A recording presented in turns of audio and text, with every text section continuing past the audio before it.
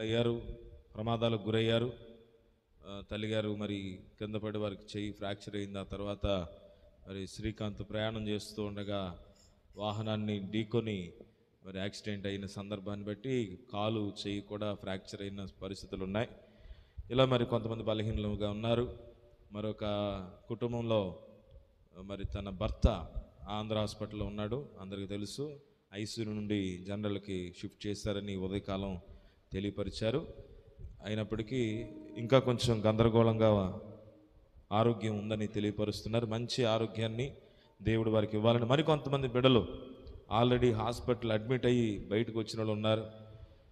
వారు కూడా జ్వరంతో ఉండి కొంతమంది ఇంకా రాలేకపోయిన వారు కూడా ఉన్నారు. వారందరికీ కూడా దేవుడు స్వస్థత అనుగ్రహించును గాక. దేవుడు వారి యొక్క చేతిని పట్టుకుని వారికి కావలసిన మంచి ఆరోగ్యమును దేవుడు ప్రసాదించును గాక. ఉదయకాలపు వేళలో మనం చదివినటువంటి వాక్యాన్ని జాగ్రత్తగా ధ్యానం చేద్దాం. మరి ఎట్టి పరిస్థితుల్లో 11 గంటల కల్లా నా సమయం తీసుకోవాలని ప్రయత్నం చేస్తూ ఉన్నాను. ఎందుకంటే 11:30 కల్లా వాక్యంలోకి మనం వెళ్ళిపోవాలి. అలాగైతేనే కొద్దిసేపు కొన్ని మాటలు ఎక్కువగా దేవుని యొక్క లేఖనాలు మనం ధ్యానం చేసే అవకాశం ఉంటుంది. అలాగే పెందలకడిన మీరు కూడా ఇంటికి చేరుకునే అవకాశం ఉంటుంది, నేను కూడా చేరుకునే అవకాశం ఉంటుంది. కనుక 2 గంటల వరకు మిమ్మల్ని అందరినీ కూర్చోబెట్టడం పెద్ద మ్యాటర్ కాదు. అవసరమైతే 3 గంటల వరకు అయినా కూర్చోబెట్టేయచ్చు. కానీ మనం ముందే సమయాన్ని ఉపయోగించుకుంటే మీరు కూర్చోగలిగి వినగలిగే సమయంలో దేవుని వాక్యం మీరు విని వెళ్ళాలని నా ఆశ. హల్లెలూయా. కాబట్టి కంఫర్ట్గా దేవుని వాక్యాన్ని వినాలి. అంటే ఎక్కువసేపు కూర్చుండిపోయామే అని అనుకోకుండా ముందే వాక్యం చేత మనం నింపబడాలి. అందుకే కొంచెం పాటల సమయాన్ని తగ్గించడం జరుగుతూ ఉంది. కొద్ది వారాలుగా మనం సమ్మర్ దాదాపుగా వేసవి కాలం నుండి ఈ సమయానికి అలవాటు పడ్డాం కనుక ప్రతి ఒక్కరూ సమయాన్ని మరొక్కసారి పాటించుకుని 11 అంటే ఇక పాటలు ఉండవు అని అర్థం చేసుకోవాలి. ఒకవేళ ఏదైనా పొరపాటున నా ప్రయాణం కనుక లేట్ అయితే 11 అవగానే మీరేం చేయాలి? ప్రార్థనలు చేసేయండి, ఏం పర్లేదు. ఎలాగనే అందుకుంటా నేను, మన టైం తెలుసు కనుక ప్రార్థనలు అయిపోవాలి. అలాగే ఒక కీర్తన ఈ లోపల నేను అందుకునే అవకాశం ఉంటుంది. దాదాపుగా వచ్చేస్తాను, అంత లేట్ అవ్వదు. ఎందుకంటే ఏలూరులో ఇక్కడ అయిన తర్వాత నేను వెళుతున్నాను కనుక నేను ముందే ఉండే అవకాశం ఉంది. మంచిది. కీర్తనల గ్రంథంలో ఇప్పుడు చదువుకున్నటువంటి కీర్తన 147. ఈ కీర్తన మనందరికి బాగా పరిచయమైన కీర్తన. కారణం ఏంటంటే ఈ కీర్తన ఆధారం చేసుకుని మంచి పాట రాయబడింది. ఏం పాట అది? దేవునికి స్తోత్రము గానము చేయుట మంచిది. హల్లెలూయా. దేవునికి స్తోత్రము గానము చేయుటయే మంచిది, మనమందరము స్తుతి గానము చేయుటయే మంచిది. హల్లెలూయా. ఇలా ఈ ప్రతి వచనంలో రాయబడిన ఒక్కొక్క అంశం, ఒక్కొక్క వచ్చిన ఒక్కొక్క మాట చక్కగా మరి ఆ పాటలో చేకూర్చబడింది. ఆ పాటను మనం చాలాసార్లు పాడుకుంటూ ఉంటాం. అలాంటి ఒక మంచి కీర్తన ఈ కీర్తనలో 150 కీర్తనలు, అనేకమైన కీర్తనలు అలా పాటలుగా రచించబడిన కీర్తనలో పాటలు మనం ప్రతిరోజు పాడుకునేవి చాలా ఉన్నాయి. వాటిల్లో ఇది ఒక కీర్తన. మరికొన్నిసార్లు అందులోని వచనాలను తీసుకుని మరి పాటగా చేసే భక్తులు కూడా లేకపోలేదు. ఓకే, ఈ 147 కీర్తనలో మొదటిగా మనం పాడినట్టుగా మన దేవునికి స్తోత్రగానము చేయుట మంచిది, అది మనోహరము, స్తోత్రము చేయుట ఒప్పిదామని. కాబట్టి దేవుని స్తుతిస్తే ఏం జరుగుతుంది? మంచిది అని అన్నాడు. ప్రభును స్తుతించి ఆ అనుభవం, ప్రభువుని మహిమపరిచే అనుభవం, అది ఎప్పుడూ కూడా సంతోషకరమైనది, మనోహరమైనది. స్తోత్రము చేయుట ఒప్పిదము, యాక్సెప్టబుల్ అన్నాడు. అంటే దేవుని స్తుతించడం అనేది ప్రతి ఒక్కరి జీవితంలో అది ఒక భాగమై ఉండాలి. దేవుని బిడ్డల జీవితంలో అది ప్రతి దినము ఒక దినచర్య అయి ఉండాలి, ఒక టైం టేబుల్ అయి ఉండాలి. మన ప్రతిరోజు చేసే పనుల్లో ఏదైతే మనం తప్పనిసరిగా చేస్తూ వెళుతూ ఉంటామో అలాంటి ఒక కార్యక్రమము దేవుణ్ణి స్తుతించడం. హల్లెలూయా. ఉదయాన్నే లేచిన తర్వాత బ్రష్ చేయాలి అనేది ఎవరు చెప్పాల్సిన అవసరం లేదు, ప్రతి ఒక్కరికి అవసరమే. ఒకవేళ ఈ రోజుకి కాదులే అని అనుకుంటే ఆ రోజంతా కంపే కదా. కాబట్టి ప్రభుని స్తుతించడం ఒప్పిదమో, దేవుని స్తుతించడం ద్వారా సంఖ్యలు అన్నీ తెగిపోతాయి. ప్రభుని స్తుతించడం ద్వారా బంధకాల నుండి విడుదల మనం పొందుకుంటూ ఉంటాం. అలాంటి అద్భుతమైనటువంటి కృప ఈరోజు దేవుడు మనందరికి కూడా అనుగ్రహించునుగా. ఒక్కొక్కసారి స్తోత్రం చెప్దామా? హల్లెలూయా. కాబట్టి గుండె చెదరిన వారిని ఆయన బాగు చేయువాడు, వారి గాయములను కట్టువాడు, నక్షత్రముల సంఖ్యను ఆయన నియమించాడు, వాటికి అన్నిటికీ పేరులు పెట్టుచున్నాడు. ఈ మాటలు కూడా మనం చదువుతున్నాం. ఈరోజు దేవుని యొక్క వాక్యాన్ని గుర్తెరిగిన మనం నక్షత్రముల యొక్క సంఖ్యను ఆయన ఎరిగి ఉన్నాడు. నక్షత్రముల యొక్క సంఖ్య ఎరగటమే కాదు, వారికి పేర్లు కూడా పెట్టాడు. ఆయనే పెట్టాడు. గ్రహాలకు పేర్లు పెట్టి, అలాగే నక్షత్రాలకు పేర్లు పెట్టి, తుఫానులకు పేర్లు పెట్టి, సంకేతాలు ఇచ్చి, సాంకేతికమైన పరిజ్ఞానం ఉపయోగించి శాస్త్రవేత్తలు పెట్టే పేర్లు వేరు, కానీ దేవుడు ప్రతిదానికి ఏదో ఒక పేరును ఆయన నియమించుకుని ఉన్నాడట. హల్లెలూయా. అలాగే మనకు కూడా దేవుడు కొత్త పేరు ఇస్తానంటాడు. మనకు నచ్చిన పేర్లు మనం ఇక్కడ పెట్టుకున్నాం, అవసరమైతే మార్చుకుంటున్నాం, మనకు నచ్చినట్టుగా రాసుకుంటున్నాం. అయితే ప్రభు అంటున్నాడు, ఇదిగో నేను ఒక క్రొత్త పేరు నీకు ఇవ్వబోతున్నాను. అది ఎక్కడ? పరలోకంలో. దేవునికి మహిమ కలుగును గాక. అందరూ ఒకసారి స్తోత్రం చెప్దామా? ఒక రాతి పలక మీద మనకు ఆయన పేరును రాసి ఇస్తానంటున్నాడు. ఎవరో కూడా పిలవని కొత్త పేరుతో దేవుడు మనల్ని పిలుస్తానంటున్నాడు. ఓకే, తీసుకొచ్చి ఆఫ్ చేసి దేవునికి స్తోత్రం కలుగును గాక. అలాంటి క్రొత్త అనుభవాలతో దేవుడు మనం నింపాలని ప్రభు కొరకు మనం ముందుకు సాగాలి. ఇంకా ఈ కీర్తనలో రాయబడిన కొన్ని మాటలు మనం గమనిస్తూ ఉంటే, దేవుని స్తుతించే విషయంలో ప్రభు ఎంత గొప్పవాడో తెలియపరుస్తూ 5-6 చరణాలు మన ప్రభు గొప్పవాడు, అధిక శక్తి గలవాడు, ఆయన జ్ఞానమునకు మితి లేదు అంటాడు. ఆయన జ్ఞానమునకు మితి లేదు. యెహోవా దీనులను లేవనెత్తువాడు, భక్తిహీనులను ఆయన నేలను కూల్చును.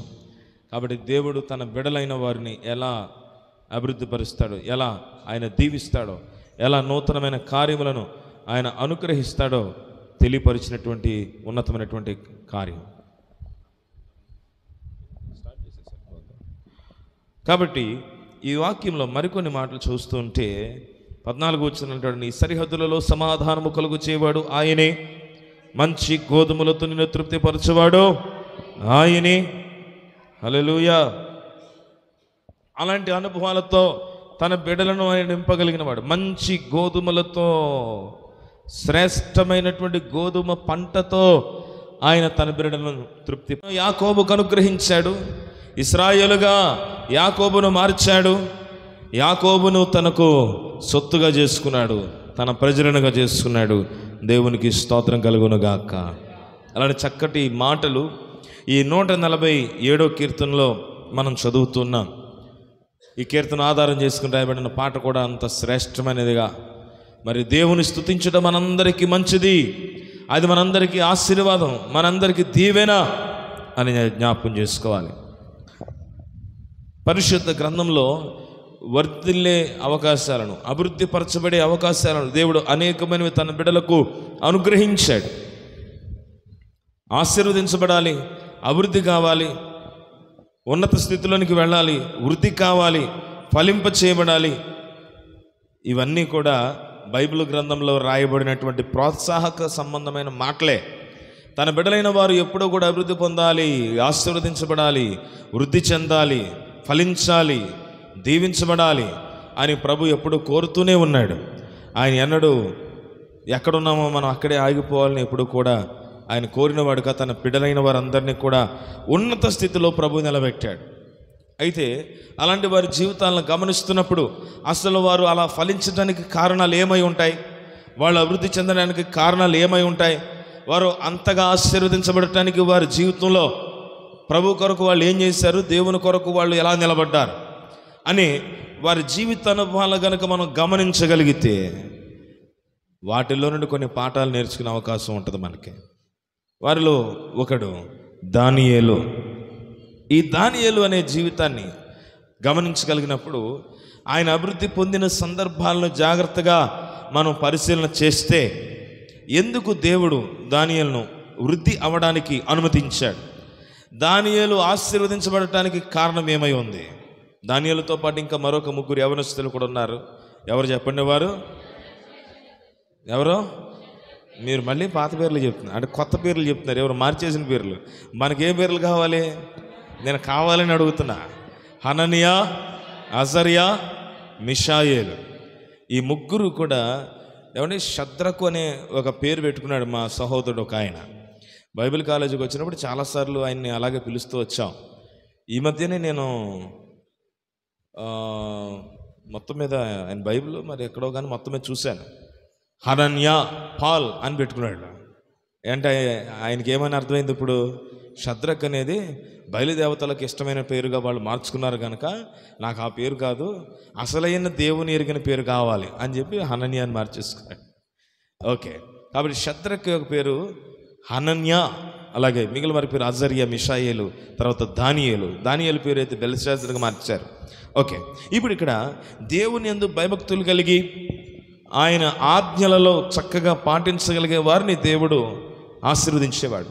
ఈ నలుగురు యవనస్తుల్లో మొదటివాడు దానియేలు. కారణం ఏంటంటే నలుగురు యవనస్తులు ఉన్నారు, కానీ వారిలో నపుంసకుల అధిపతితో మాట్లాడడానికి ముందుకు వెళ్ళింది ఎవరో? దానియేలు. ఇంకా ఇక్కడ ఒక గొప్ప విచిత్రం ఏంటంటే తన కొరకు తాను అడిగి తాను అక్కడి నుంచి ఎస్కేప్ అయిపోవచ్చు, కానీ తను తన సహోదరుల గురించి కూడా ఆలోచించాడు. ఇది కూడా ఒక గొప్ప అంశం దానియేలు నుండి మనం నేర్చుకునేదానికి. హల్లెలూయా! అందరూ ఒకసారి స్తోత్రం చెప్దామా? ఎవరో ఒక వీడియో పెట్టారు, ఏమనంటే ఇది నీటి స్టోరేజ్ లెవెల్స్ భూమిలో తగ్గిపోతూ ఉన్నాయి, గ్లోబల్ వార్మింగ్ ఎక్కువైపోతుంది కనుక ఇలాంటి దినాల్లో ప్రతి ఒక్కరూ కూడా ఒక 100 గజాలు ఇల్లు కట్టుకుంటే దానిలో కొంత ప్లేస్ దేని కొరకు నీళ్లు నిల్వడానికి మీరు ఏర్పాటు చేసుకోండి అని చెప్పి ఒక వీడియో పెట్టారు. పెట్టి 200 గజాలు అయితే ఇంత ప్లేస్ మీరు కేటాయించండి, మీరు పెట్టుబడి ఏమీ అవసరం లేదు, అక్కడ ఒక చిన్న గొయ్యి తీసి దాంట్లో మొదటగా పెద్ద రాళ్ళు వేసి తర్వాత ఇంకొంచెం చిన్న రాళ్ళు వేసి ఆ తర్వాత బేబీ చిప్స్ వేసి ఆ పైన ఇసుక పోసి అలా వదిలేయండి. మీ డాబా మీద నుంచి వచ్చే నీళ్ళన్నీ కూడా అక్కడికి పోయేలాగా మీరు చేస్తే ఆ నీళ్ళన్నీ కూడా అలాగ పాకుతూ వెళ్తాయి. అలా ప్రతి ఇల్లు కూడా చేస్తే, మీరే కనుక చేస్తే మీ ఇంటి పక్కన ఉన్న వాళ్ళు కూడా ఏ రోజన్నా బోర్ వేసుకుందామంటే అందులోంచి నీళ్ళు వస్తాయి అన్నాడు. కింద కామెంట్లు, పక్కనోడి ఇంట్లో నీళ్ళు వస్తాయి మాకెందుకు? అర్థమవుతుందా మీకు? మాకేదైనా ఉపయోగపడితే చూడండి, మాకు మాత్రమే ఉపయోగమైతే చెప్పండి. గమనించండి, ఇలా అందరూ కనుక ఆలోచించారు అనుకో ఒకరిని బట్టి ఒకరికి మేలు. క్రైస్తవ జీవితం, దేవుని యొక్క ఆధ్యాత్మిక భక్తి జీవితం ఎప్పుడూ కూడా ఒకరికి ఒకరు అన్నాడు. మీరు పత్రికలు చూడండి, ఒకరికి ఒకరు అన్నాడు. యాకోబు 5:16 రాత్రి కాలంలో జరిగిన ప్రార్థనలో ఓ మాట జ్ఞాపకం చేస్తాను, ఒకరి కొరకు ఒకరు ప్రార్థన చేయండి. అందరూ సరే స్తోత్రం చెప్దామా? ఈ నలుగురు యవనస్తులలో దానియేలు ముందుకొచ్చి తన మిగిలిన వారి పక్షముగా మాట్లాడటానికి ముందుకొచ్చాడు. అందుకే దేవుడు దానియేలును ఆశీర్వదించాడు, వృద్ధి పొందించాడు. దేవునికి స్తోత్రం. తన స్వార్థం కొరకు తాను అడగలేదు, తన వ్యక్తిగత జీవితాన్ని రక్షించుకొని అక్కడ నుండి తాను ఎస్కేప్ అయితే చాలని అనుకోలేదు. వారికి కూడా మేలు కలుగుతుంది నాతో పాటు, అంతకంటే ఏం కావాలి? ఇదే మనం కోరుకునే ప్రజలమై ఉండాలి.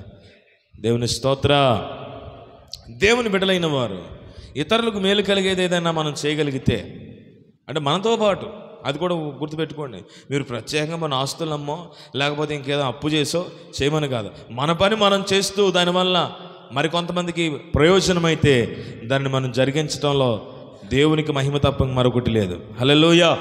లోకస్తులు, లోక సంబంధమైన ఆలోచనలు కలిగిన వారు ఎలా ఉంటుందంటే, ఒకవేళ ఇతరులకు ఏదైనా మేలు కలిగేదైతే అవసరమైతే తామే ఇబ్బంది పడతారు, కానీ ఇతరులకు ఎందుకులే అనే ఆలోచనలు ఉండొచ్చు. ప్రభువుని ఎరిగిన మనము మాత్రం అవసరమైతే మనది ఇతరులకు ఇవ్వగలిగే ఆలోచనతో మనం ఉండగలగాలి. దేవునికి స్తోత్రం కలుగునుగాక. హల్లెలూయా. రోజు స్కూల్ నుంచి మా పిల్లల్ని తీసుకొస్తా ఉంటే మా పెద్దబాబు అంటుంది, ఒక కాంక్రీట్ పోస్తున్నారు బిల్డింగ్ దగ్గర, ఈ కూలి పనులు చేసుకునేవారు. ఆ కాంక్రీట్ పోస్తూ వాళ్ళు ఎత్తుతూ ఉంటే కారులోంచి వాళ్ళని చాలా జాగ్రత్తగా గమనించి వాళ్ళ దగ్గర చాలా డబ్బులు లేవు కదా నాన్న, అందుకనే వారు చాలా కష్టపడుతున్నారు, కాసేపు నీళ్ళలోకి వచ్చి ఆగచ్చు కదా వాళ్ళు, అలాగే బ్రేక్ లేకుండా కష్టపడుతున్నారు, వారికి ఇబ్బంది కదా అని అంటుంది. అలా బ్రేక్ తీసుకునే టైం వేరే ఉంటుంది, అలా బ్రేక్ తీసుకుంటే పని జరగదు, అలా తీసుకుంటే కనుక వాళ్ళకి డబ్బులు ఇచ్చాయని ఉంటాడు యజమాని, ఆయన ఊరుకోడు అని చెప్పాను. పాపం కదా అంటుంది ఈవిడ. గమనించండి. అంటే అక్కడ నుంచి తను ఏం నేర్చుకుంటుందంటే వాళ్ళ పట్ల జాలి కలిగే ఆలోచన, వాళ్ళకి మనం ఏమైనా ఇద్దామా అని అంటుంది ఈవిడ. చూడండి, కారణం ఏంటంటే వాళ్ళు లేక ఆ ఇబ్బంది పడుతున్నారు కదా, వాళ్ళు లేక ఆ సమస్యలో ఉన్నారు కదా, వారికి ఇవ్వాలనే తలంపు చాలాసార్లు బిడ్డలకు ఎక్కడ వస్తుందంటే చిన్నప్పుడే మొదలవుతుంది. అప్పుడే కనుక వారిలో ఉన్న ఆసక్తిని గుర్తించగలిగి తల్లిదండ్రులైన వారిని ప్రోత్సహించగలిగితే అది డెవలప్ అవుతుంది. హల్లెలూయా. ఇప్పుడు అప్పుడే కనుక మనం ఆపేసాం అనుకోండి, ఏమవుతుంది? అసలు ఈ సమస్య లేదు, పక్కనోడికి పెడుతుంది కదా తప్పు కాదు, కానీ స్వార్థం అనేది ఎక్కువైపోతూ ఉంటుంది. కనుక అట్లాంటి పరిస్థితుల్లో మనం దేవుని బిడ్డలమైన మనం ఇతరులకు ఆశీర్వాదంగా నిలబడాలి. దానియేలు ఆశీర్వదించబడడానికి మొదటి కారణం అదే. తన ప్రియ సహోదరుల గురించి కూడా ఆలోచన కలిగి ఉన్నాడు. ఆ వారి పక్షముగా అతడు నిలబడి దేవుని సన్నిధిలో మాట్లాడుతున్నాడు. దానియేలు ప్రవక్తలలో ప్రధానుడు అని కూడా చెప్పచ్చు. అందరూ సరి స్తోత్రం చెప్తామా? హల్లెలూయా. ప్రవక్తలలో ప్రధానుడిగా దానియేలు కనబడుతూ ఉన్నాడు. అలాగే దేవుని సన్నిధిలో ఈ వాక్యాన్ని జ్ఞాపకం చేసుకుంటుంటే ఈ వచ్చిన భాగాలలో ఎంత భయంకరమైన పరిస్థితి అంటే, దానియేలు బ్రతుకుతున్నటువంటి దినములలో ఓ చోట ఇలా రాయబడింది. మీకు రిఫరెన్స్ జస్ట్ చెప్తాను, మీరు ఎవరు తీయొద్దండి, నేను చదువుతాను. 2వ రాజులు 20లో 16 వచనంలో ఇలా ఉంటుంది. వచ్చు దినముల్లో ఏమీ మిగలకుండా నీ నగరునందున్న సమస్తము నేటి వరకు నీ పితరులు సమకూర్చి దాచిపెట్టినది అంతయు బబులోను పట్టణమునకు ఎత్తుకొని పోబడునని యెహోవా సెలవిస్తున్నాడని ఒక భయంకరమైన ప్రవచనం ఆ రోజు చెప్పబడింది. అలాంటి భయంకరమైన పరిస్థితుల మధ్యలో నెబుకద్నెజరు రాజు 70 సంవత్సరాలు రాజ్యాలను పరిపాలన చేశాడు. ఇలా పరిపాలన చేసినటువంటి సమయంలో దానియేలు ఈయన ఆస్థానంలో ఒక అధిపతిగా నియమింపజేశాడు. ఇంకా ఈయనకి ఇవ్వబడిన పని ఒక న్యాయ నిపుణుడిగా దానియేలును వారు కొలువు తీర్చేలా చేశారు. జాగ్రత్త గమనించాలి. ఇలాంటి భయంకరమైన పరిస్థితుల మధ్యలో 4 రాజులు మారారు. నెబుకద్నెజరు ఒకటే కాదు, తర్వాత బెల్తషాజర్, తర్వాత బెల్షెసర్, తర్వాత కోరెషు పరిపాలన, ఇవన్నీ కూడా వాక్యంలో మనం చదువుతూ ఉన్నాం. వీరందరి మధ్యలో దానియేలు ఎప్పుడు ఎక్కడా కూడా వెనకడుగు వేసినట్టు కనబడదు. ప్రభు కొరకు ధైర్యము కలిగి, రాజులు మారినా రాజ్యాలు మారుతున్నా ప్రభు కొరకు ఒక దీక్షతో, ఒక పట్టుదలతో దేవుని కొరకు అతడు ముందుకు సాగుతూనే ఉన్నాడు. అందుకే దానియేలును దేవుడు ఆశీర్వదించాడు. హల్లెలూయా. పరిపాలకుల గురించి భయపడలేదు. అయితే పరిపాలకుల మధ్యలో ఎలా వివేకంతో నడుచుకోవాలో అతడు నడుచుకుంటూ వచ్చాడు. అందుకే దానియేలును దేవుడు బహుగా ఆశీర్వదించిన సందర్భాలు మనం చదువుతున్నాం. దానియేలు గ్రంథంలో 6వ అధ్యాయము మొదటి 4 వచనాలు చదవండి. ఓ మొట్టమొదటి లక్షణాన్ని చదువుద్దాం. అధిపతులుగా ఉండుటకై ఎంతమంది అండి? 120 మంది అధిపతులు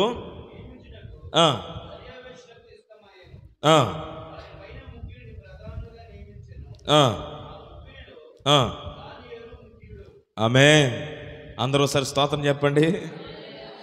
దానియేలు ఆ ముగ్గురిలో ఒకడు అనుంటే అంత ఆశ్చర్యపడక్కర్లా. ఏమంటాడు ఇక్కడ? ఆ ముగ్గురిలో కూడా ఫుల్ పవర్స్ ఎవరికి? దానియేలుకి దేవుడు ఇచ్చాడు. దేవుని స్తోత్ర. 120 మందిలో ఈ ముగ్గురు శ్రేష్ఠులైతే ఈ ముగ్గురిలో శ్రేష్ఠుడు దానియేలు. అధికారం, సంపూర్ణమైన ఆధిపత్యం, సంపూర్ణమైన పగ్గములన్నీ దానియేలుకే దేవుడిచ్చాడు. ఎందుకో తెలుసా? దానికి కూడా కారణాలు రాయబడ్డాయి. చదవండి ఇంకా. ఎవరికండి? నష్టము లేకుండా లెక్కలు చెప్పాలి, లెక్కలు అప్పచెప్పాలి. దొంగ లెక్కలు చెప్తే కుదరదు. ఆజ్ఞ ఇచ్చాను. దానియేలు అతి శ్రేష్టమైన బుద్ధి గలవాడే, ప్రధానులలోను అధిపతులలోను ప్రఖ్యాతి నొంది ఉండెను. గనుక రాజ్యమంతటి మీద అతడు నియమింపబడునని. హల్లెలూయా! ఎంత గొప్ప ఆలోచన చూడండి.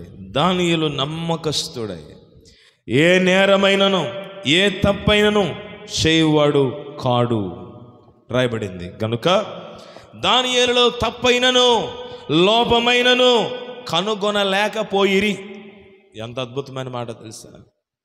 ఎంతగా ఆలోచన చేసినా కూడా దానియేలు ఎక్కడ తప్పు కనబడట్లా. అది కూడా ఎక్కడ? లెక్కల దగ్గర పెట్టారంట. చూడండి, లెక్కల దగ్గర పెడితే ఎక్కడో చోట ఏదో ఒక లెక్క బెడిసి కొట్టాలి. కానీ శ్రేష్టమైన బుద్ధి గలవాడే తన వారందరిలోకెళ్ళ నమ్మకంగా ఉన్నాడు, యథార్థంగా ఉన్నాడు, దేవుని కొరకు నిలబడాడు దానియేలు. ఇది ఒక అద్భుతమైన సాక్ష్యం దానియేలు కలిగి ఉన్నాడు.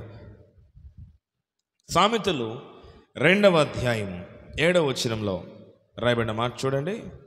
సామెతలు 2:7లో ఏమని రాయబడింది?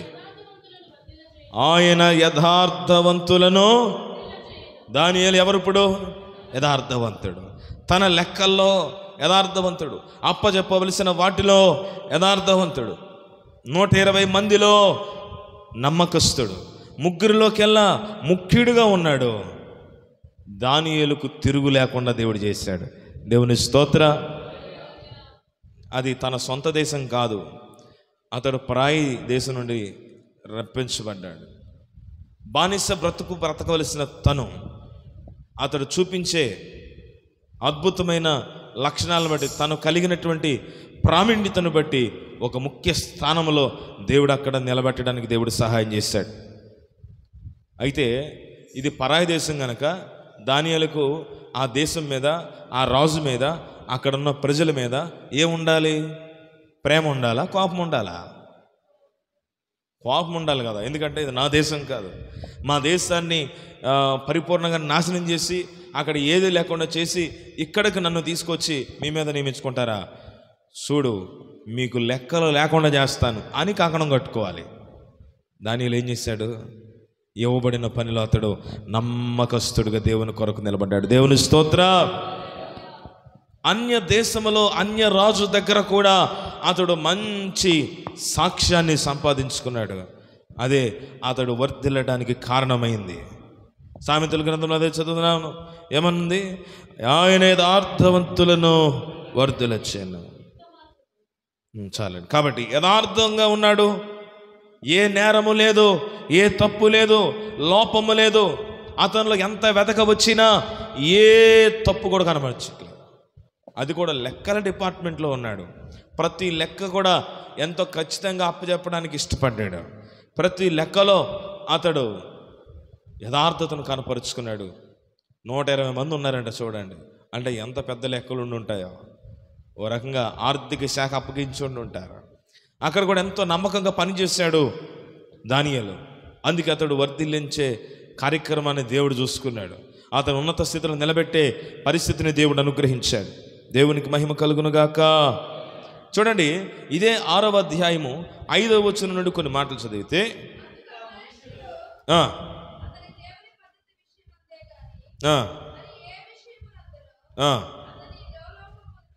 లోపం కనుక్కోవడం కష్టంగా ఉంది. ప్రార్థన చేయకూడదనే ఒక ఆజ్ఞ ఉంది. ఆ ప్రార్థన ఆ దేవుడనే కారణాల్లో తప్ప అతని మీద మనం నింద వేయడానికి కానీ, అతన్ని తప్పుపట్టడానికి కానీ ఎక్కడ కూడా అవకాశమే ఇవ్వలేదంటండి. ఎక్కడ కూడా లోపం లేదు. ఏ లోపము లేనివాడుగా ఉన్నాడు దానియేలు. దేవుని స్తోత్రం చెల్లిద్దామా?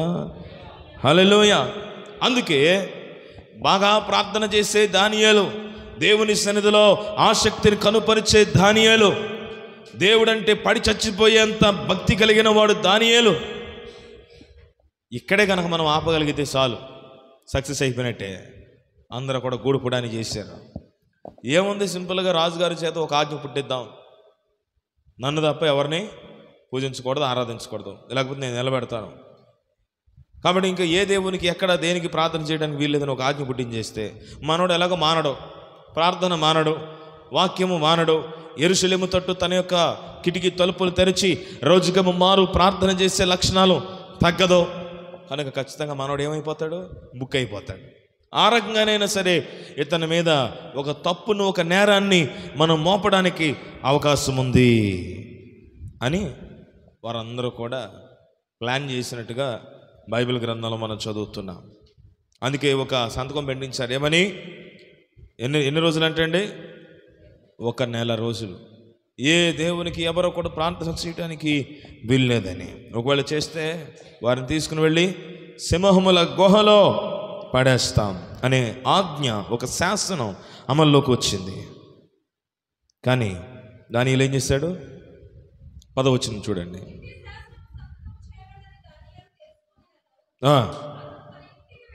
అతడు తన ఇంటికి వెళ్ళి యథాప్రకారము ప్రతిరోజు 3 సార్లు మోకాళ్ళుని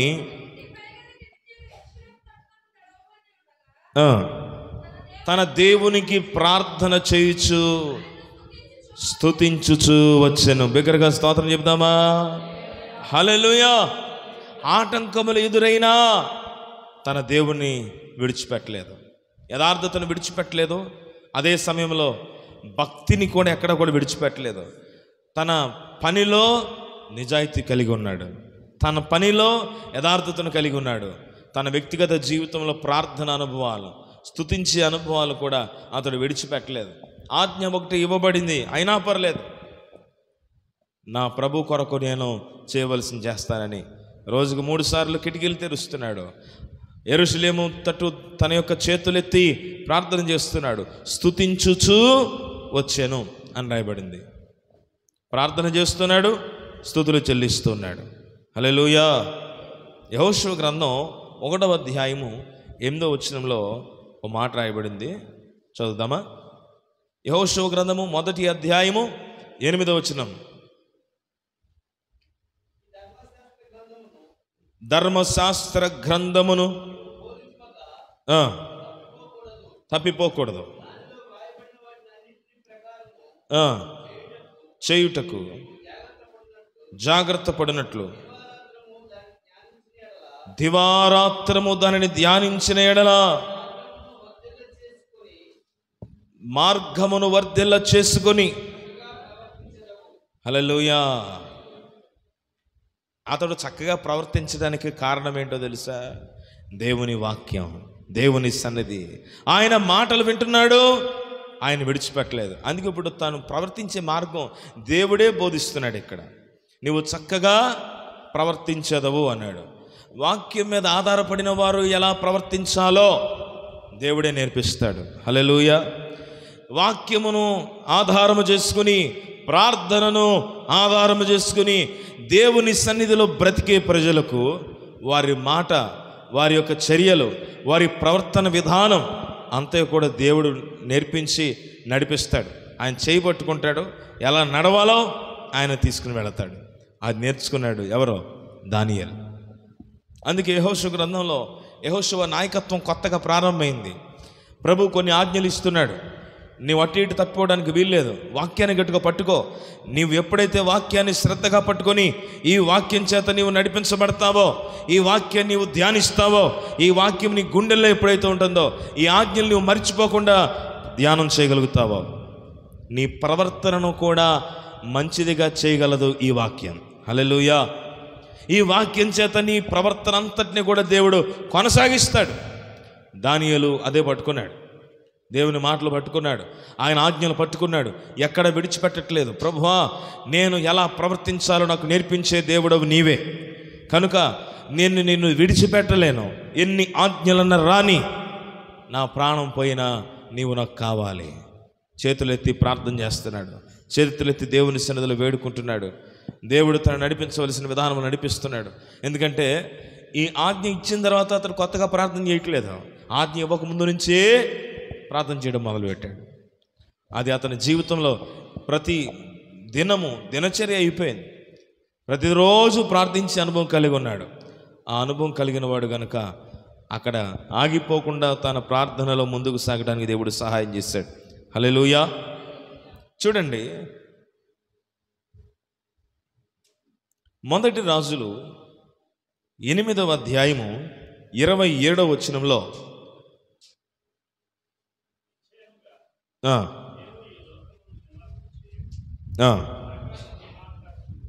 ఆకాశ మహాకాశములు సహితము నిన్ను పట్టజాలం. సొలొమోను ప్రార్థన చేస్తున్నాడు, ఇదిగో నేను కట్టించిన ఈ మందిరము ఎలాగూ పట్టును, అయినను యెహోవా నా దేవా అంగీకరించి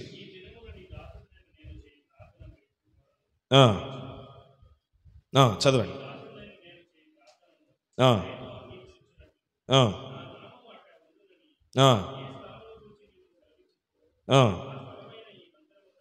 ఈ మందిరము తట్టు అయ్యా నీ నేత్రములు రేయి పగలో తెరవబడి ఉండాలి. నీ మందిరము తట్టు నీ కళ్ళు అలాగ ఇక్కడ ఉంచాలి. నెక్స్ట్, మరియు అయ్యా నేనును నా జనులు నా ప్రజలము ఈ స్థలము తట్టు తిరిగి ప్రార్థన చేయనప్పుడెల్లా నీ నివాస స్థలమైన ఆకాశమందు మా ప్రార్థన ఆలకించు. స్తోత్రం చెబుతామా? ఇప్పుడు దానియేలు ఏ తట్టు తిరిగాడో? యెరూషలేము ప్రార్థన మందిరము వైపు, యెరూషలేము యొక్క దేవాలయం యొక్క తట్టు. ఈ ప్రార్థన ఇప్పుడు చదివిన ప్రార్థన ఎవరు చేశారు? సొలొమోను చేసిన ప్రార్థన. ఆ దినాలలో సొలొమోను కట్టించిన మందిరము ప్రతిష్ఠ జరిగిస్తూ ఉండగా, అయ్యా ఒక రిక్వెస్ట్, మందిరము కట్టాను, ఈ మందిరములో నీవు ఉంటావని నేనైతే నమ్మట్లేదు. కారణం ఏంటంటే ఈ మందిరము నిన్ను పట్టజాలదు, నీవంత మహా గొప్ప దేవుడు, ఆకాశ మహాకాశములు సైతము నిన్ను పట్టజాలవు. కానీ ఒక రిక్వెస్ట్ ఏంటో తెలుసా? నీ మందిరం అని పేరు పెట్టుకున్నావు కనుక ఈ మందిరము తట్టు ఎవరు చేతులు చాచి ప్రార్థన చేసినా వారి ప్రార్థన నీవు ఆకాశమందుండి ఆలకించయ్యా అన్నాడు. హల్లెలూయా. అంత మాత్రమే కాదు, ఇంకొక రిక్వెస్ట్ ఏంటంటే ఈ మందిరము తట్టు ప్రభువా నీ నేత్రములు తెరిచి ఉంచు. అందుకే మందిరానికి రమ్మని మనం కోరేది, అందుకే ఏదో ఒక సమయాన్ని మీరు మందిరంలోకి అడుగు పెట్టమని కోరేది. సొలొమోను కట్టిన మందిరమేనా? మరి ఏ మందిరం కాదా అంటే జాగ్రత్త గమనించండి.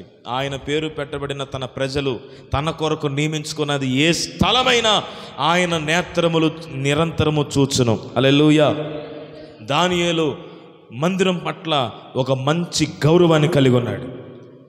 అందుకే ఆ మందిరం తట్టు చేతులెత్తుతున్నాడు. మందిరమునకు వెళ్ళే అవకాశం లేదు, అందుకే అక్కడి నుంచే కిటికీ తెరవగా మందిరం కనబడుతుంది. ఆ తట్టు చేతులెత్తాడు. అయ్యా ఏ మందిరం అయితే నీ నామములు ప్రతిష్ఠ చేయబడిందో, ఏ దేవాలయం ఏదైతే నీ నేత్రములు రేయి పగలు తెరిచి చూస్తున్నాయో అదే మందిరం వైపు నా చేతులెత్తి ప్రార్థిస్తున్నాను, నన్ను కనికరించయ్యా. హల్లెలూయా. ఉదయకాలం, మధ్యాహ్నము, రాత్రి జాములో 3 సార్లు ప్రార్థన చేస్తానే ఉన్నాడు. దేవుడు కనికరించకుండా ఉంటాడా? దేవుడు తన సన్నిధి తనకు తోడుగా ఉంచడా? అలాంటి గొప్ప అనుభవం దానియేలు కలిగి ఉన్నాడు. చూడండి, అంటే ఈ విషయం ఎలా తెలిసింది దానియేలుకి? దానియేలు ధర్మశాస్త్రమును చదివేవాడు, వాక్యాన్ని పఠించేవాడు. ఇదిగో భక్తుడైన సొలొమోను కట్టించిన దేవాలయం, ఆ చరిత్ర ఎరిగినవాడు. అప్పుడు చేసిన ప్రార్థనలో, దేవా నీ కన్నులు రీంబగలు నీ మందిరం మీద ఉంచు అని ప్రార్థన చేశాడు. అది గుర్తెరిగిన దానియేలు తన హృదయంలో ఒక మనవి చేసుకున్నాడు, ప్రభువా ఎన్ని ఆజ్ఞలన్నా రాని, ఏ శాసనము రాయబడినా నీ మందిరం పట్ల నా ప్రేమ తగ్గదు. ఆమేన్. నీ మందిరం పట్ల నాకున్న ఆసక్తి తగ్గదు ప్రభువా. నీ మందిరము నాకు దేవాలయం, నాకు ఆశీర్వాదం, ఎందుకంటే నీ కన్నులు నిరంతరము చూస్తున్నాయి. నా ప్రార్థన కూడా ఆలకించవా అని చేసిన ప్రార్థన. అంతేగాని ఇక్కడ మందిరమో లేకపోతే ఒక కట్టడము, ఒక నిర్మాణము మన ఎదుట విగ్రహ సంబంధమైనదిగా ఉంచే విధానం కాదు. అది కూడా గుర్తుపెట్టుకోండి. మందిరానికి ఏముంటాయి? గోడలు తప్ప, తలుపులు తప్ప. కానీ ఏర్పాటు చేయబడిన చోటు ఇది నీ కనుల దృష్టిలో ఉంచబడే చోటయ్యా అనే ఒక అభిప్రాయం మనం కలిగి ఉండాలి. హల్లెలూయా. సొలొమోను భక్తుడైన అంత గొప్ప దేవాలయాన్ని కట్టిస్తేనే ఆ మందిరమే ఆయనకి చాలదంటే ఇక మనం ఎన్ని మందిరాలు కట్టాలి చెప్పండి? ఎన్ని మందిరాలు కట్టినా కూడా ఆయన మనం పట్టి బంధించలేం. ప్రపంచంలో ఎంత గొప్ప గొప్ప మందిరాలు ఉన్నాయి. కోట్ల రూపాయలు ఖర్చు పెట్టి మందిరాలు కడుతూ ఉన్నారు. లక్షల కోట్ల రూపాయలు ఖర్చు పెట్టి మందిరాలు కడుతున్నారు. కరుణాపురం అని చాలా అద్భుతమైన మందిరం కట్టారు. మీలో ఎంతమంది వెళ్ళారో తెలియదు కానీ, ఓకే, నేను వెళ్ళలేదు కానీ దాని ఇన్ఫర్మేషన్ తెలుసు. నిన్నే ఒక పాస్టర్ గారు కలుసుకుంటే కొన్ని మాటలు మాట్లాడుకుంటాం. ఇటాలియన్ మార్బుల్స్, అలాగే ఇంకా రకరకాల దేశాల నుండి షిప్పుల్లో అక్కడికి కావలసిన ఐటమ్స్ అన్నీ కూడా తీసుకుని వచ్చారు. చాలా టెక్నాలజీ ఉపయోగించి కట్టారు. వాతావరణ సంబంధమే కానీ, సౌండ్ ప్రకారమే కానీ, ప్రజలు వచ్చి అందులో ఉన్నప్పుడే కానీ, అంత గొప్ప మందిరంలో ఆ మందిరం సరిపోద్దండి. అంతకంటే పదంతలు కట్టినా కూడా చాలదు. అంత గొప్ప దేవుడు కదా మన దేవుడు. హల్లెలూయా. కానీ ఇక్కడ కట్టడము ప్రాముఖ్యము కాదు, కానీ ఏర్పాటు చేయబడిన చోటు ఇది దేవునిది అని ఎప్పుడైతే చెప్పబడిందో ఆ చోటు దేవుడు తన కనుదృష్టి ఉంచుతాడంటండి. ఆమేన్. ఎప్పుడు? నిరంతరము 24/7 365 డేస్ ప్రతి దినము ఆయన కన్నులు తన మందిరము తట్టు చూచుచున్నాయి. ఎవరి ప్రార్థన రిక్వెస్ట్ ఇది? సొలొమోను చేసిన ప్రార్థన రిక్వెస్ట్ కదా. అందుకే దాన్ని స్థిరపరిచాడు. అందుకే ఉన్నాడు కీర్తనకారుడు కూడా, మీరు యెరూషలేము యొక్క క్షేమము కొరకు ప్రార్థన చేయండి. యెరూషలేము యొక్క క్షేమం కొరకు ప్రార్థన చేయండి. మందిరం యొక్క క్షేమం కొరకు ప్రార్థన చేయండి. మందిరము దేవుని యొక్క దృష్టిలో ఉన్నదనే సంగతి మనం ఎప్పుడు కూడా మర్చిపోకూడదు. వాక్యాన్ని గ్రహించిన దానియేలు ఆ అనుభవం నుండి ప్రార్థన చేస్తున్నాడు. కాబట్టి తనకు వ్యతిరేకంగా ఎన్ని శాసనాలు వచ్చినా, ఎన్ని భయంకరమైన వ్యతిరేకమైన పరిస్థితులు వచ్చినా వాక్య ప్రకారముగా అతడు జీవించడానికి దేవుడు సహాయం చేశాడు. హల్లెలూయా. ఏమన్నాడు? నీవు నడుచు ప్రతి మార్గమున, యెహోషువ 1:7 అంటాడు, నీవు నడుచు ప్రతి మార్గమున చక్కగా ప్రవర్తించినట్లు నీవు దాని నుండి కుడికి కానీ ఎడమకు కానీ తొలగకూడదు. వాక్యాన్నే మనం ఆధారం చేసుకోవాలి అంతే. వాక్యములో కుడికి కానీ ఎడమకు కానీ తప్పిపోకుండా ఉన్నామా, మన మార్గంలో చక్కగా మనం ప్రవర్తించడానికి దేవుడు సహాయం చేస్తాడు. చూడండి తర్వాత ఇర్మియా గ్రంథము 12వ అధ్యాయం 16వ వచనం చదవండి. ఇర్మియా గ్రంథం 12వ అధ్యాయం 16వ వచనంలో రాయబడిన మాట చదువుదాం.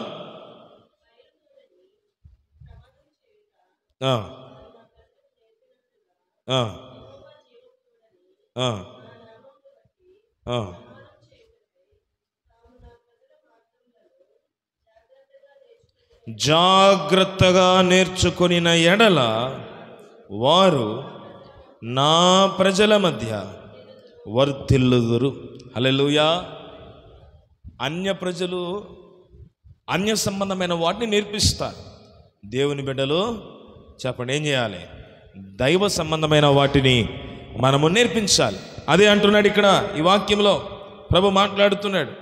ఇదిగో వారు నేర్పించే విషయాలు కొన్ని ఉన్నాయి, కానీ నా ప్రజల మార్గములను జాగ్రత్తగా నేర్చుకుని ఎడల వారు నా ప్రజల మధ్య వర్ధిల్లుదురు.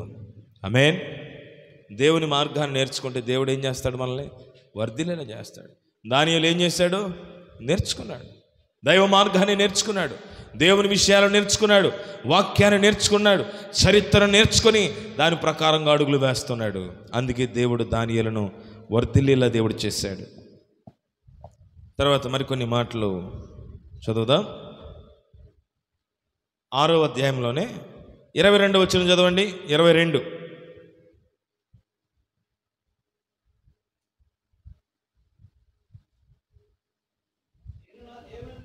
నేను నా దేవుని దృష్టికి నిర్దోషినిగా కనబడుతుంది కనుక ఆయన తన దూతను పంపించి సింహములు నాకు ఏ హానియో చేయకుండా వాటి నోళ్ళు మోయించెను. బిగ్గరగా స్తోత్రం చెప్పండి. సింహముల నోళ్లను మోయించిన వాడు మన దేవుడు. ఎన్ని సింహాలు ఉండుంటాయి? ఓ 2 ఉంటాయి అనుకుంటున్నారా? ఒక 3 ఉన్నాయి అనుకుంటున్నారా? చెప్పండి, పర్లేదు. వాక్యాన్ని జాగ్రత్తగా చదివి ఆనాటి చరిత్రను కనుక గమనించగలిగితే చాలా ఎక్కువే ఉండుంటాయంట. అది మన ఊహకే వదిలేశారు. చరిత్రను గమనించగలిగితే, ఎందుకంటే దానియేలు బయటకు వచ్చాక కొంతమందిని తీసుకుని వెళ్తారు. వితిన్ సెకండ్స్ మొత్తం అంతా కేల్ కథం, దుకాణం బంద్, ఏముండదు ఇక అక్కడ. అంటే 1-2 కాదు ఉన్నాయి అక్కడ, మందలకు మందలు ఉన్నాయి అక్కడ. అది సింహముల గుహ అని చెప్పబడినప్పుడు 2-3 సింహాలు ఉన్నట్టుగా మనం కొన్నిసార్లు ఊహించుకుంటాం. చాలా సింహాలు అక్కడ ఉన్నాయి. వాటిలో ఏది కూడా దానియేలుకు హాని చేయకుండా దేవుడు వాటి నోర్లన్నీ మూయించేశాడు. దానియేలు స్వయంగా మాట్లాడుతున్నాడు, నా దేవుని దృష్టికి నేను నిర్దోషిని. ప్రజల దృష్టిలో నేను దోషిగా ఉన్నానేమో, ప్రజలు ఒకవేళ నా మీద పన్నాగం పన్నారు, నన్ను అవమానించాలని చూస్తున్నారు, నింద వేయాలని చూస్తున్నారు, నా దేవుని దృష్టికి నేను మాత్రం నిర్దోషిని. హల్లెలూయా. అది దేవుని ఎదుట తాను నిరూపించుకున్న నిర్దోషత్వం, తన యథార్థత, తన భక్తి, తన ప్రార్థన జీవితం ఆ రోజు తనకు అద్భుతమైనటువంటి సహాయం చేశాయి. సింహముల నోళ్ళు మూస్తే ఆ చుట్టూ ఉన్న వారందరూ కూడా నోళ్ళు తెరిచారు. ఇది ఎక్కడ విడ్డూరా, సింహాలు కూడా నోళ్ళు మూసుకున్నాయి, అంత గొప్ప దేవుడా ఈయన ఆరాధించే దేవుడు. ఆమేన్. నిజంగా దేవుని శక్తి ఏంటో ఆ రోజు దానియేలు వారందరికీ చూపించేశాడంతే. దేవుని స్తోత్ర. ప్రభు ఎంత శక్తిమంతుడో, ఆయన ఎంత ఉన్నతమైన వాడో. సామెతలు 14:26 రాయబడింది కదా, యెహోవా యందు భయభక్తులు కలిగి ఉండుట బహుధైర్యము పుట్టించును. ధైర్యం కలిగి ఉన్నాడు. 6:23 అంటాడు, అతడు తన దేవుని యందు భక్తి గలవాడైనందున అతనికి ఏ హానియు కలగలేదు. ఈ మాట నాతో పాటు చెప్పండి. అతడు తన దేవుని యందు భక్తి గలవాడైనందున అతనికి ఏ హానియు కలగలేదో. హల్లెలూయా. శత్రువు తలపెట్టిన ఏ హాని నీకు కలగకుండా కాపాడగలిగిన వాడు మన దేవుడు. హల్లెలూయా.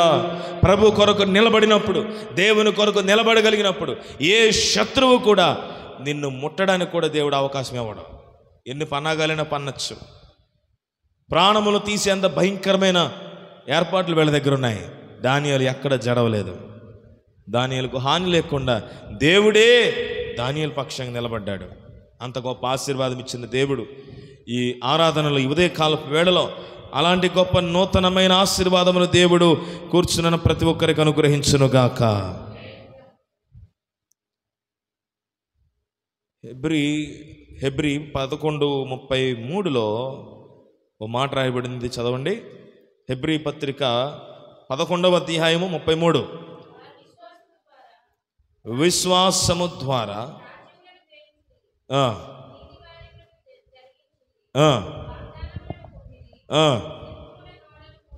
సింహముల నోళ్లను కూడా మూసేశారట. హల్లెలూయా.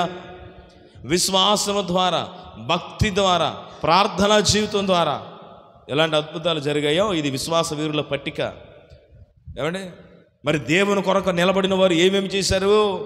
పెద్ద లిస్ట్ రాశాడు అక్కడ. రాజ్యములను సహితం, అలాగే సింహముల నోళ్లను మూసిరి. హల్లెలూయా. ఎంత అద్భుతమైన మాట. కాబట్టి జాగ్రత్తగా గమనించాలి. దర్యావేషు లోకమంతట నివసించు సకల జనులు, రాష్ట్రములు, ఆయా భాషలు మాట్లాడు వారికి రాయించడం మొదలెట్టాడంటే ఏమని రాశాడు? ఇదిగో నేను ఇందు మూలంగా నేను తెలియపరుస్తున్నాను, వినండి. నా రాజ్యంలో సకల ప్రభుత్వములందు నివాసులు దానియేలు యొక్క దేవునికి భయపడుచు ఆయన సముఖమున వణుకుచుండవలెను. ఆయనే జీవము గల దేవుడు, ఆయనే యుగ యుగములుండి వాడు.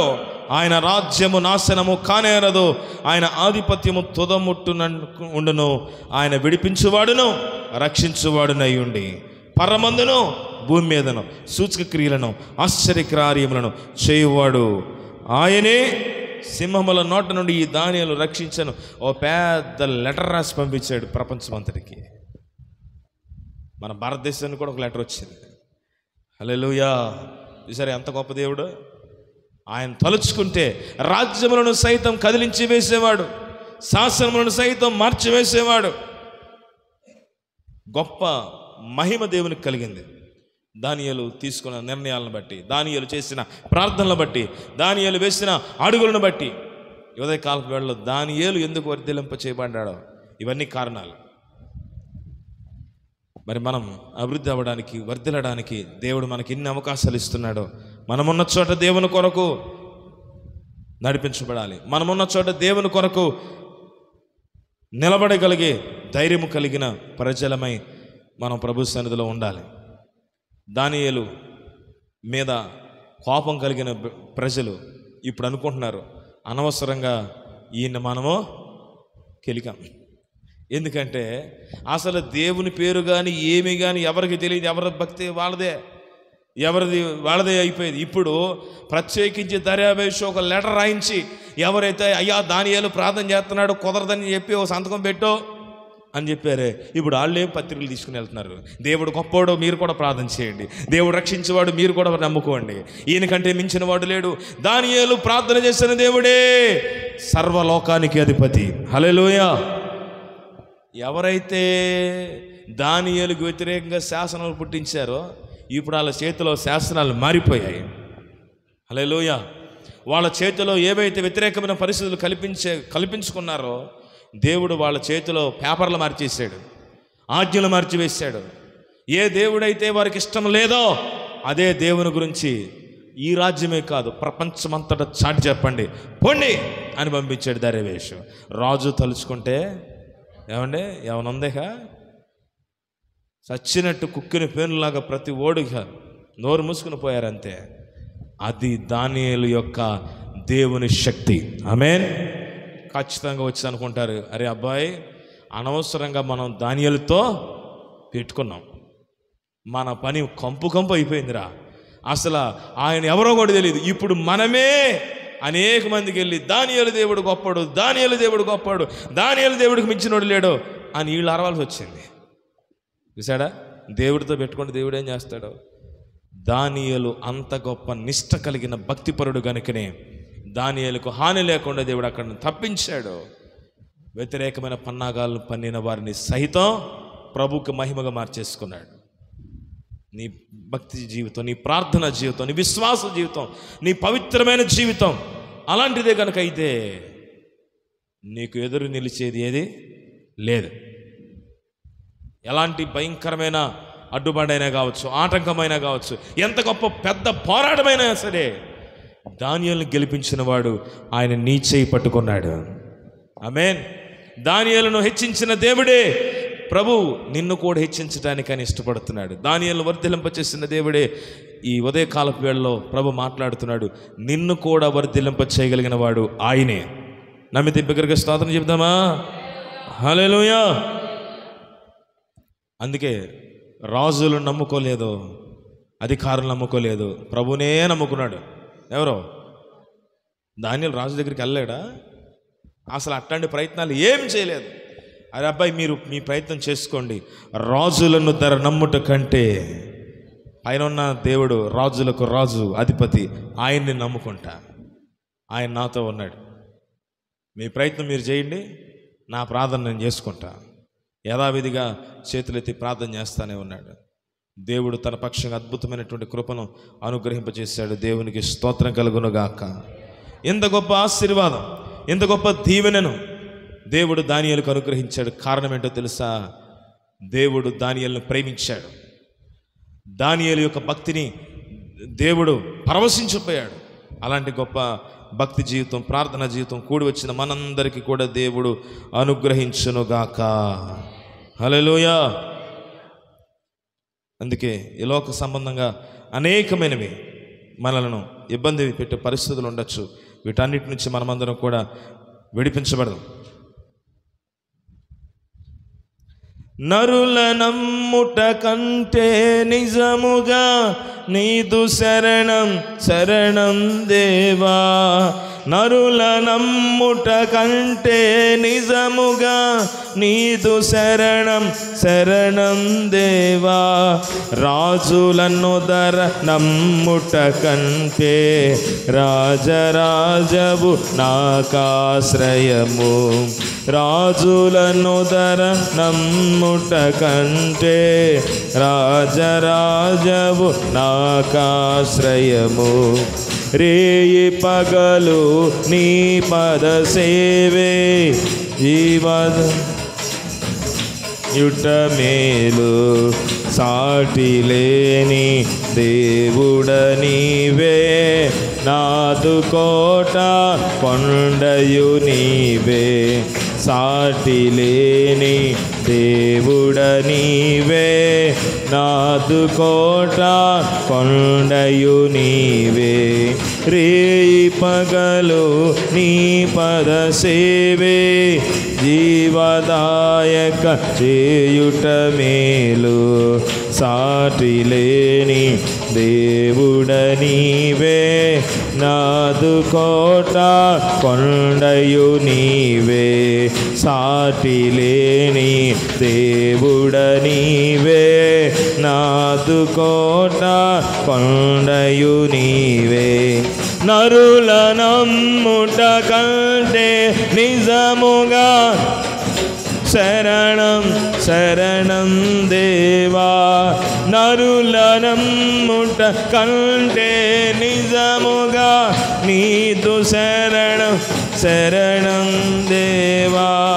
రాజులను దర నమ్ముట కంటే రాజరాజవు నాకాశ్రయము. రాజులను దర నమ్ముట కంటే రాజరాజవు నాకాశ్రయము. రేయి పగలు నీ పద సేవే జీవదాయక చేయుట మేలు. సాటి లేని దేవుడ నీవే, నాదు కోట కొండయు. సాటి లేని దేవుడ నీవే, నాదు కోట కొండయు నీవే.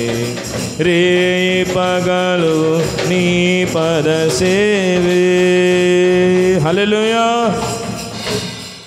చూడండి, అందుకే రాజులు నమ్ముకోలేదు, రాజు దగ్గరికి వెళ్ళి మొరపెట్టలేదు. రాజులకు రాజు ప్రభు అయిన దేవునికి మాత్రమే ప్రార్థన చేశాడు. ప్రభువా, ఇది నీతో నాకున్న అనుబంధం, దీన్ని చెడగొట్టడం ఎవరి తరము కాదు. కాబట్టి నీవు నా పక్షముగా ఉండయా ప్రార్థన చేశాడు. దానియేలు పక్షముగా దేవుడు నిలబడితే ఏ ఒక్కరి పన్నాగము పనిచేయలేదు. ఉదయకాల సమయంలో నమ్మకత్వము, యథార్థత, దేవుని అందులో భక్తి జీవితం మనం గనక కలిగి ఉంటే నిన్ను ప్రతి శోధన నుండి తప్పించేవాడు ఆయనే. ప్రతి శత్రువు మీద విజయము చేకూర్చగలిగిన దేవుడు ఆయనే. దానియేలును గెలిపించిన దేవుడు ఈ మాటలు వినుచున్న ప్రతి ఒక్కరిని ప్రభు గెలిపించునుగాక. దానియేలును విడిపించిన దేవుడే ఈ మాటలు వినుచున్న ప్రతి ఒక్కరిని కూడా దేవుడు విడిపించునుగాక. దానియేలు యొక్క నామమును గొప్ప చేసిన దేవుడు ఈ మాటలు వినుచున్న మిమ్మల్ని అందరినీ కూడా ఆయన గొప్ప చేయునుగాక. ప్రార్థన చేద్దాం. ప్రభువా, దానియేలుకు చాలిన దేవుడవు, ఈరోజు నీవు కూడా నాకు చాలిన దేవుడవు. నీవు నాకుంటే చాలు. దానియేలు ఎలాగైతే నీ మీద ఆధారపడ్డాడో, ఇదిగో మందిరము తట్టు చేతులెత్తి ప్రార్థన చేస్తే ఆ మందిరము తట్టు రేయి పగలు నీ నేత్రములు చూచుచున్నవని విశ్వాసంతో చేసిన ప్రార్థన ఉదయకాల సమయంలో నేను కూడా ప్రార్థిస్తున్నాను. ఈ మందిరము తట్టు నీ నేత్రములు చూచుచున్నవి, నీకు వందనాలయ్యని ప్రార్థన చేద్దాం.